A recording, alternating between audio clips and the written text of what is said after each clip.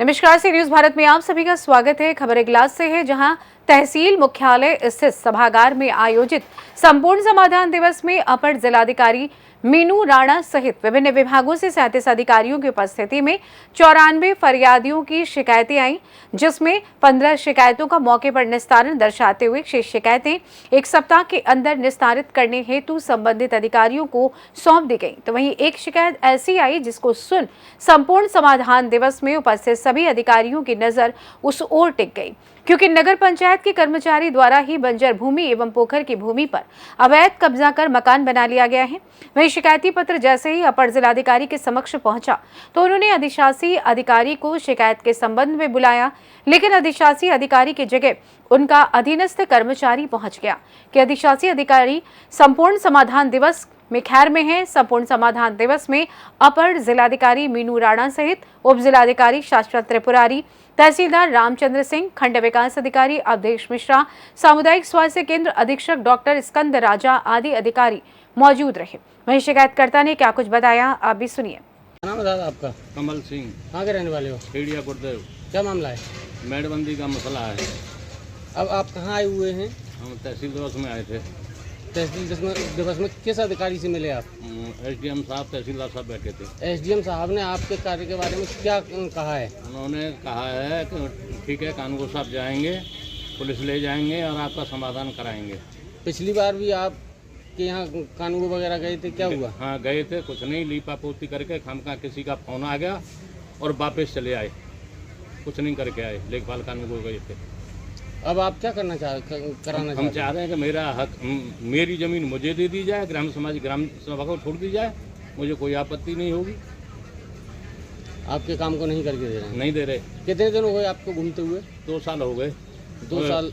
और ये आदेश भी 10/7/23 का आदेश हो गया है।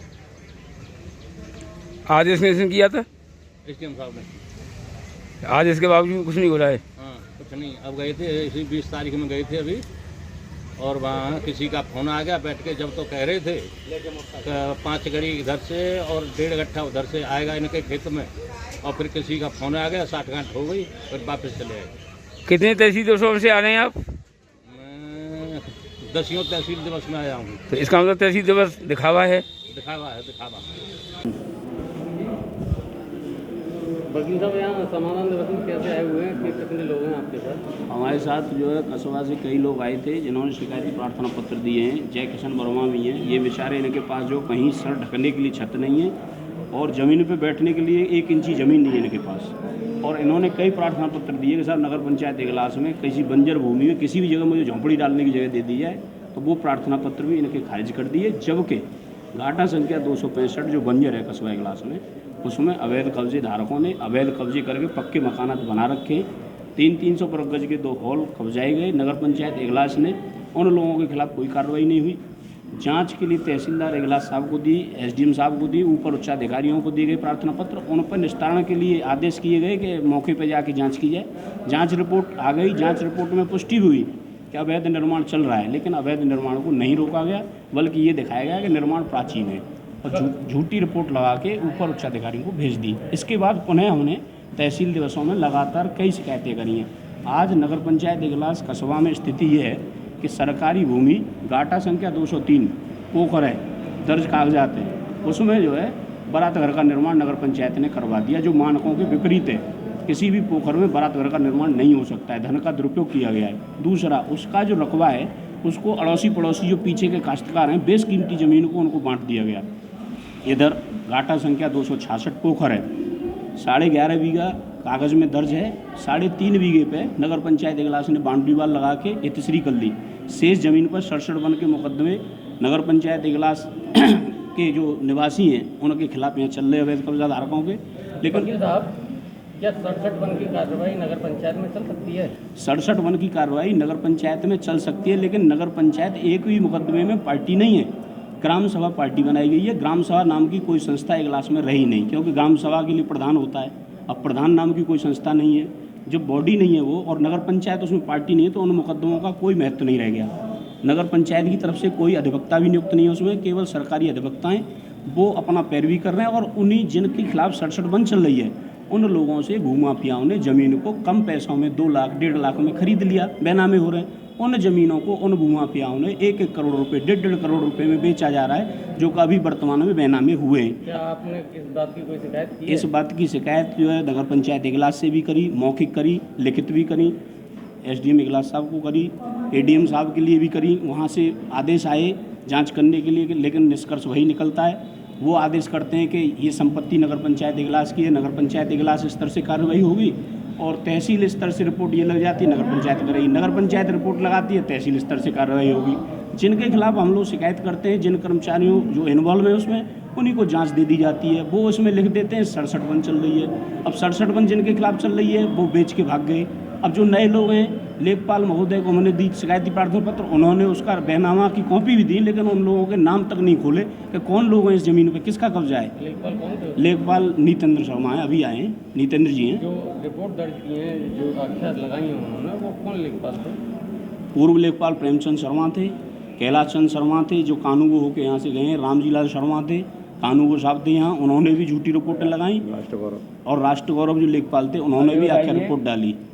आज क्या शिकायत की है और किससे की है? आज हमने जो है ADM फाइनेंस मैडम आई थी, उनके सामने हम लोग गए और ये जनहित की शिकायत हमने उनके सामने रखी।